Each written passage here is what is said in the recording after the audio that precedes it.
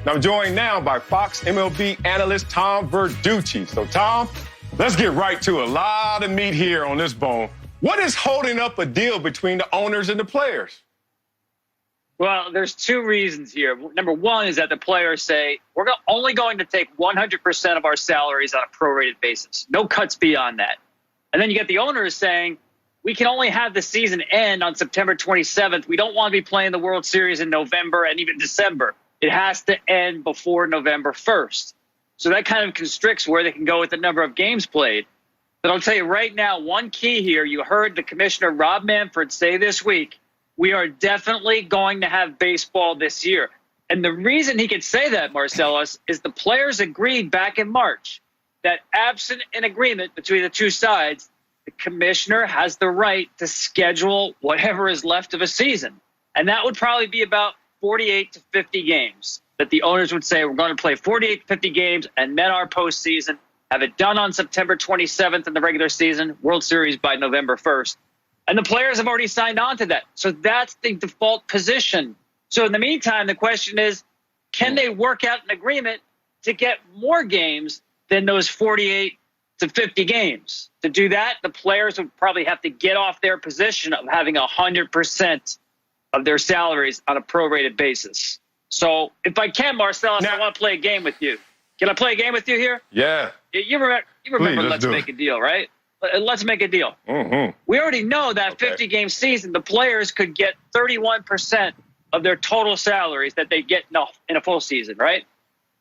Now, if they want to sign on a deal now and take a 70-game season at 85%, say, kind of the owner's latest proposal, that's about 36% of their total money.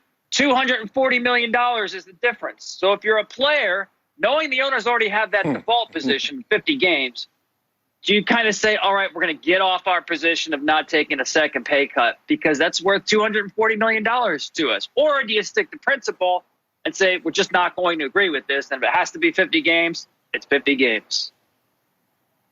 Now, I understand that default position because they already signed on back in March, but they also still have the leverage of saying, hey, we just won't play. I don't know how they can go out there and execute it, but do you think the players will actually sit out this season if their requests aren't met? Yeah, I don't see that happening because there is that agreement on paper in March where they gave the commissioner this right. If we can't agree, you go ahead and schedule a season according to the best efforts that you can make. That's the term that's in there. That's kind of nebulous, right? It doesn't say the minimum number of games, a maximum number of games. So if they don't want to play, they're actually going against an agreement they signed in March. That would be a strike. So I don't see that situation. Now, you may have some players who decide for health reasons they might not come back and play, but I don't see the players in mass saying, no, we don't like this and we're going to stay home.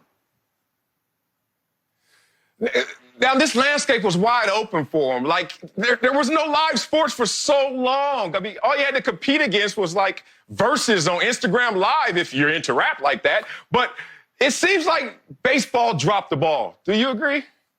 Yeah, no, I agree. And listen, every day that goes by now, they're missing an opportunity. They're literally missing games, if you believe the owners, that they can't push the postseason into November. But you're absolutely right. Ideal scenario would have been 4th of July weekend. You're in your backyard grilling up the dogs and you're listening to a game on the tube or the radio, right? That's what baseball is in the summer. It's kind of the sound of summer. And as you mentioned, they have kind of, or could have had, the landscape to themselves to get out there sort of first. And especially baseball, you know, they play every day. The episodic nature of the game, some people may find that boring, but it's actually kind of a reliable thing to a lot of people. It's not an event sport. The fact that it would be around every day when we're looking for normalcy would be a powerful thing. That opportunity, at least as far as the 4th of July goes, is gone.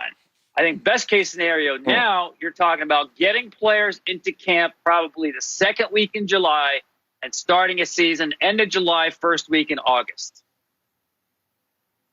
Now, is baseball aware and do they care of the potential damage they're doing to their fans?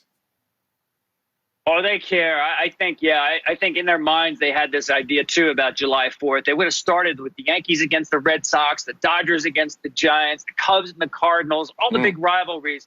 coming right out of the gate with a lot of momentum. So, yeah, I think they realize it wasn't for lack of trying, but they haven't been really close enough to think that there was an opportunity to close the deal in time to play on July 4th. So, yes. And, of course, the other worry they have underneath this is that the collective bargaining agreement expires after next year. So if you can't agree on a one-year fix to a pandemic season, boy, the odds of getting together on the next CBA is not looking too good because you got two sides right now that just don't trust each other. Well, thank you, Tom. Hopefully on 4th of July, I'll be grilling and chilling, and it's time for some baseball. We'll see, man. We'll talk to you soon, Tom. Thank you. You got it, man. Thank you.